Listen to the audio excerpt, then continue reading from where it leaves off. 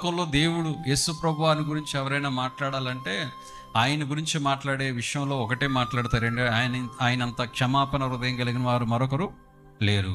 మరి ఆయన పిల్లలమైన మనం ఇతరులకు క్షమిస్తున్నామా? క్షమాపణ మనం కలిగి ఉందా? సారీ అనే మాట ఎంత రిలీఫ్ ఇస్తుందో తెలుసా?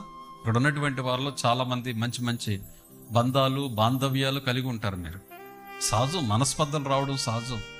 మీ జీవితంలో చిన్న చిన్న మనస్పర్ధలు వస్తుంటాయి, స్నేహితులుగా మనస్పర్ధలు వస్తుంటాయి, మిమ్మల్ని ప్రేమించిన వారు మధ్య మనస్పర్ధలు వస్తుంటాయి. ఇది మనస్పర్ధల మధ్య ఈగోలకు పోకుండా రకరకాల పరిస్థితుల్లోనూ పోకుండా ఆ ఈగోను మనం తగ్గించుకుని ఆ ఈగోను తీసేసుకుని ఒక్క మాట వాడండి, సారీ, నన్ను క్షమించు అనే ఒక మాట వాడితే ఆ మాట వారి యొక్క జీవితాలకు ఎంత రిలీఫ్ వస్తుందో తెలుసా, ఎంత ఆనందం వస్తుందో తెలుసా? కానీ మనం వాడం.